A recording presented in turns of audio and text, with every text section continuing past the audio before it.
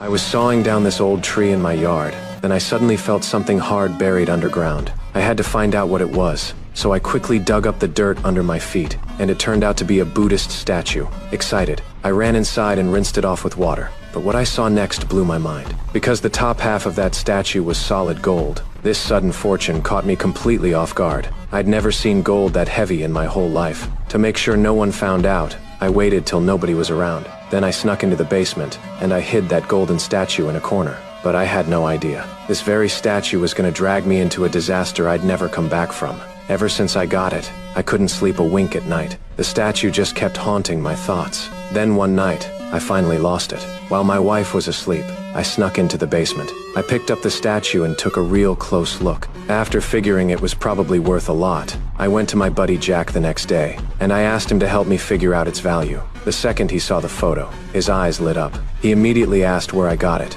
but there was no way I was telling him. So I lied and said my grandma left it to me before she passed. Once he knew I wanted to sell it, Jack said he could find a buyer, but only if he got a cut. I agreed, and the next day Jack had a buyer lined up. Then a fancy car slowly pulled up. 2 buyers stepped out. I pulled some rotten fruit out of a sack, rummaged around in the bag for a bit, then tore off layer after layer of newspaper, finally revealing that solid gold statue. Seeing that, the buyers whipped out their tools and checked it out carefully. Then they offered me 200,000 lira. He thought it was worth way more than that. But the buyer said stuff like this is pretty common on the market, and if I didn't like the price, I could sell it to someone else. After all, 200K was already the best market price. Even though I heard 200,000, I still didn't want to sell. But I was dead broke, with no real income at the time, and I had 2 kids in school to pay for. So I reluctantly agreed to the price. Sure, 200,000 wasn't a ton, but at least it'd give my family some breathing room. So I headed home with 200,000 in cash. I dumped it all on the couch. My wife saw that stack of cash and couldn't believe her eyes.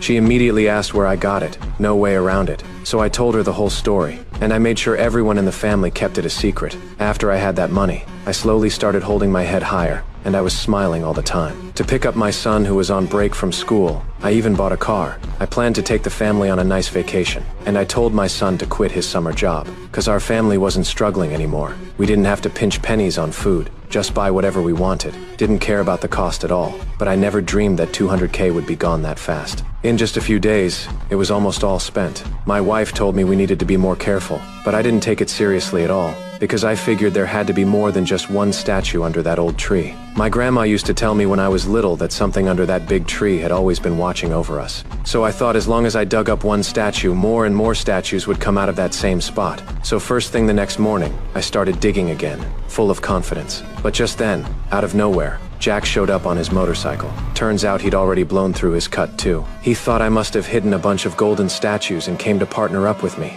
That really pissed me off. No way I was gonna spill the secret. So I tried to blow him off with a few excuses, but Jack didn't buy it. He said he'd come by every day from now on to see what I was really up to.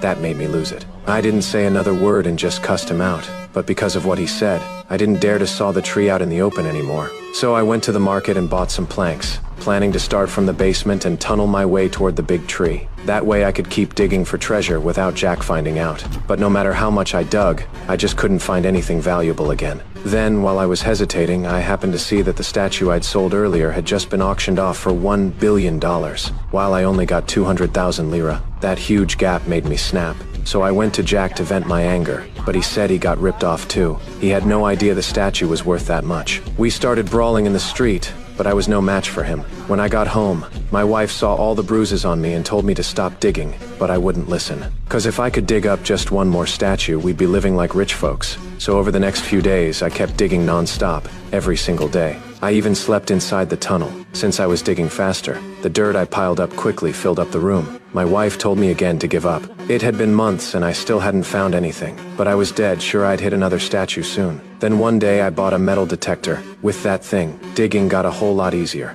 and I soon made a new discovery. The second I heard that detector beep, I couldn't hold back my emotions. I rushed out of the basement all excited, wanting to share the good news with my family, but the house was completely empty. Turns out they couldn't take my craziness anymore and had left this miserable home. But I was sure that if I dug that statue out and sold it for cash, my family would come back to me. So I went back down to the basement. After digging like crazy for an entire day, I actually unearthed the head of a massive statue. But this statue was huge. By myself, There was no way I could get it out of the ground, and I didn't want anyone else to know my secret either. After thinking it over for a while, I decided to break the head off first. After who knows how many swings, I finally smashed the statue's head off, but that head was unbelievably heavy. There was no way I could carry it. Even though the tunnel could collapse any second, I just wouldn't let go of that statue. And right then, the whole tunnel came crashing down, and I was buried forever with the statue.